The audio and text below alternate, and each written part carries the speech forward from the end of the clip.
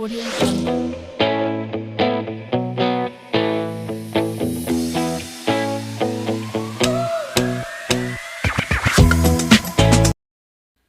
নমস্কার বন্ধুরা, আমার হোম কুকিংয়ে আপনাদের সবাইকে স্বাগত। আজকে আমি আপনাদের সঙ্গে একটি রেসিপি শেয়ার করব, ছোলার ডালের একটি রেসিপি। ছোলার ডাল কিন্তু আমরা অনেকভাবেই করে থাকি, তো তার মধ্যে আমি একটি রেসিপি আপনাদের সঙ্গে শেয়ার করছি। আলু ফুলকপি দিয়ে অসাধারণ টেস্টের ছোলার ডালের এই রেসিপি। তো দেখুন, এই রেসিপিটি বানাতে এখানে আমার উপকরণ লাগছে। এখানে আমি 250 গ্রাম ছোলার ডাল 3 থেকে 4 বারের মতো ধুয়ে এভাবে ভিজিয়ে রেখেছি 2 ঘন্টা আগে। এখানে রয়েছে দুটো মিডিয়াম সাইজের আলু, আমি একটু মিডিয়াম সাইজ করে এভাবে কেটে নিয়েছি।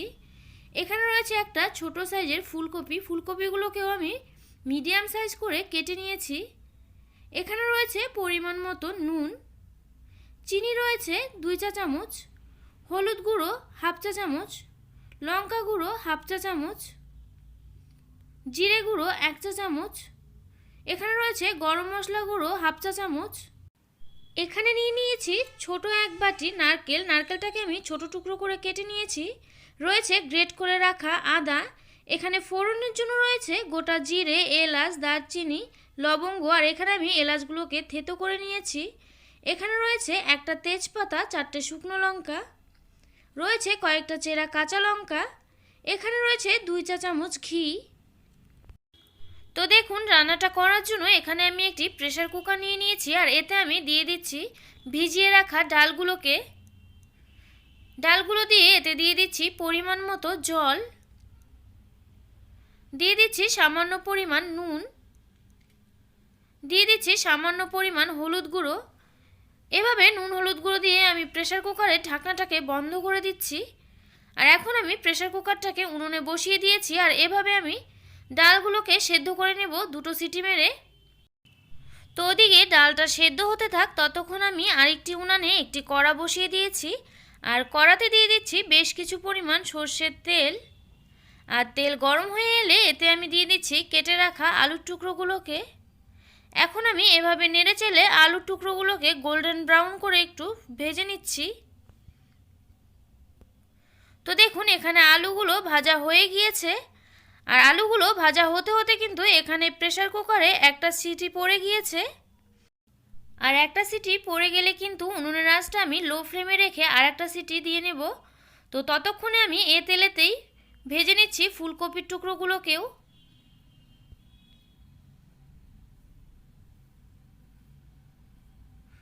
তো এখানে ফুলকপিগুলো ভাজা হতে থাক, ততক্ষণে দেখুন আরেকটা সিটি আমি দিয়ে নিয়েছি লো ফ্লেমে রেখে। আর এখন আমি গ্যাসটাকে বন্ধ করে দিয়েছি। এখন আমি প্রেসার কুকারটাকে ঠান্ডা হতে দেব। তো এদিকে কিন্তু ফুলকপিগুলো ভাজা হয়ে গিয়েছে, আর এখন আমি তুলে নিচ্ছি। তো দেখুন, এখানে আমি তুলে নিয়েছি। তো দেখুন, এখানে কিন্তু প্রেসার কুকারটা ঠান্ডা হয়ে গিয়েছে, আর এখন আমি প্রেসার কুকারের ঢাকনাটা খুলে দিচ্ছি। আর দেখুন, এখানে কিন্তু ডালটা সেদ্ধ হয়ে গিয়েছে। আমি হাত দিয়ে এভাবে দেখে নিচ্ছি। ডালটা কিন্তু এভাবে হাত দিয়ে চিপলে গলে যাবে, কিন্তু এভাবে গোটা থাকবে। ডালটা কিন্তু এরকমভাবে সেদ্ধ করে নিলে বেশি ভালো হয় রান্নাটা, আর বাকিটা রান্না হতে হতে আরেকটু ডালগুলো গলে যাবে। আর এই ডাল কিন্তু খুব বেশি গলে গেলে কিন্তু এই রান্নাটার টেস্টটা ভালো আসে না। তো দেখুন, এখানে আমি একটি মিক্সড তৈরি করে নেব। এর জন্য এতে নিয়ে নিচ্ছি জিরে গুঁড়ো, লঙ্কা গুঁড়ো, একসঙ্গে এভাবে মিশিয়ে নিচ্ছি। নিয়ে নিচ্ছি আমি বাকিটা হলুদ গুঁড়ো। কিছুটা হলুদ গুঁড়ো আমি ডালটা সেদ্ধ করার সময় ব্যবহার করেছি, আর কিছুটা আমি এখানে মিক্সড করে নিচ্ছি। এর জন্য এতে দিয়ে দিচ্ছি জল। জল দিয়ে এভাবে ভালোভাবে মিশিয়ে নিচ্ছি। তো দেখুন, এখানে মিক্সড করা হয়ে গিয়েছে। তো দেখুন, ডালটাকে আমি এখন ফোড়নে দিয়ে দিব। এর জন্য এতে দিয়ে দিচ্ছি ঘি। এখানে সামান্য পরিমাণ তেল রয়ে গিয়েছিল, যার জন্য আমি এখানে কিন্তু আর কোনো রকম তেল ব্যবহার করছি না। তো দেখুন, এখানে আমি এখন দিয়ে দিচ্ছি তেজপাতা, শুকনো লঙ্কা, দিয়ে দিচ্ছি গোটা জিরে, দিয়ে দিচ্ছি এলাচ, দারচিনি, লবঙ্গ, দিয়ে দিচ্ছি গ্রেট করে রাখা আদা, কেটে রাখা নারকেলের টুকরোগুলোকে, দিয়ে দিচ্ছি চেরা কাঁচা লঙ্কা। এখন এগুলোকে এভাবে নেড়ে চেড়ে 1.5 থেকে 2 মিনিট মতো একটু ভেজে নেব।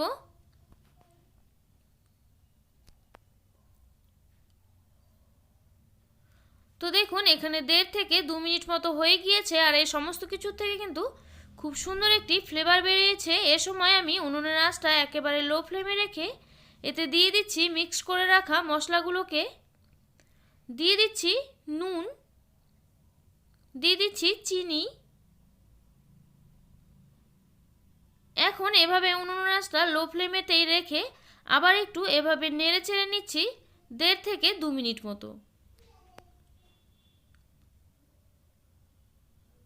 তো দেখুন এখানে 1.5 থেকে 2 মিনিট মতো হয়ে গিয়েছে আর এখন আমি এতে দিয়ে দিচ্ছি সেদ্ধ করে রাখা ডাল।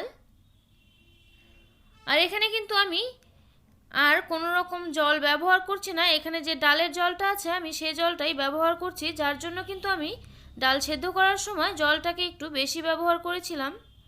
তো দেখুন এভাবে ডালের জলটা ফুটে এলে এতে দিয়ে দিচ্ছি ভেজে রাখা আলুর টুকরোগুলোকে, দিয়ে দিচ্ছি ভেজে রাখা ফুলকপির টুকরোগুলোকে। এভাবে আলু ফুলকপিগুলো দিয়ে এভাবে একটু ভালোভাবে নেড়ে চেড়ে নিচ্ছি আর এভাবে নেড়ে চেড়ে নিয়ে ঢেকে রাখতে হবে 5 থেকে 6 মিনিট মতো।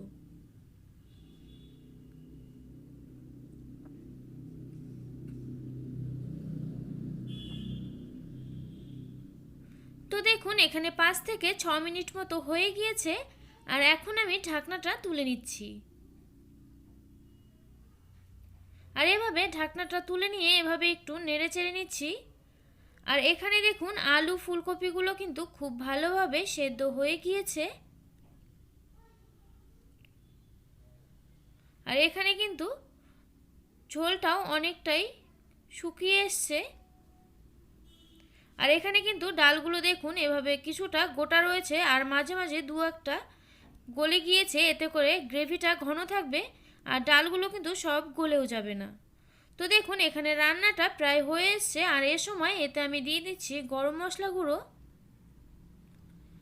গরম মশলা গুঁড়ো দিয়ে এভাবে একটু ভালোভাবে নেড়ে চেড়ে নিচ্ছি।